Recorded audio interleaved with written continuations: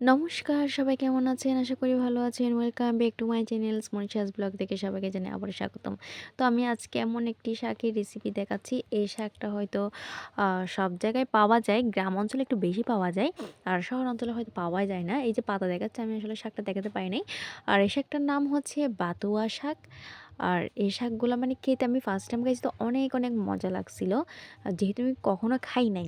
But first time খাইলাম। তো এই শাকটা যেহেতু আমার ভালো লাগছে সেজন্য আমি সবার সাথে শেয়ার করার জন্য চলে আসলাম।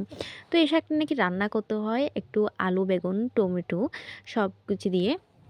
তো আমি তেল দিয়ে দিলাম। তার মধ্যে হচ্ছে পেঁয়াজ কুচি, কাঁচামরিচ, রসুন সব কিছু দিয়ে ভালো করে নাড়াচাড়া করে তার মধ্যে বেগুন, টমেটো, সব আলু সবগুলো দিয়ে কিছুক্ষণ রেখে তারপর শাকগুলো দিয়ে দিলাম।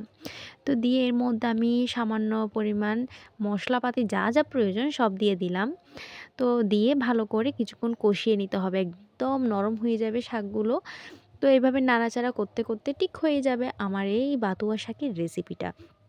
আর এই শাকটা কারা, কারা খেয়েছেন আমাকে কমেন্ট করে জানাবেন বা আর কোনোভাবে রান্না করা যায় কিনা সেটাও বলবেন। আর আমাকে যেভাবে শিখিয়ে দেওয়া হয়েছে ঠিক আমি সেভাবে করলাম। আমি ১ম এ জানতামই না এই শাকটা যে এভাবে করে রান্না করে খেতে হয়। তো তারপর নিয়ে এলাম যে কলার মোছা, যে গাছের মধ্যে একটা কলার মোছা ছিল সামান্য একদম ছোটো। তো ওটা নিয়ে আসলাম। ওটা নিয়ে কুচি, কুচি করে কেটে নিলাম।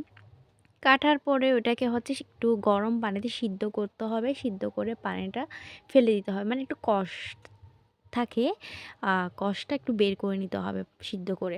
ওখানের মধ্যে হলুদ এড করে দিতে হবে। তারপর আমি কড়াইয়ের মধ্যে দিয়ে দিলাম। সে একইভাবে আলু ভাজা করলাম। আলুগুলোকে একদম লালচে, লালচে করে তার মধ্যে তেজপাতা, পেঁয়াজ কুচি দিয়ে দিব। এর মধ্যে এগুলো সব দিয়ে দেবার পরে হচ্ছে যে মোচাগুলো এড করে দিব। এড করে দেওয়ার পরে মসলা যা, যা প্রয়োজনীয় সব কিছু দিতে হবে। আর তার মধ্যে একটু সামান্য চিনিও এড করে দিতে হবে। একটু মিষ্টি, মিষ্টি ভাবটা হবে। তারপরে যে ফাইনাল দেখুন অনেকটা হয়ে গিয়েছে। তার মধ্যে কাঁচামরিচও দিয়ে দিলাম।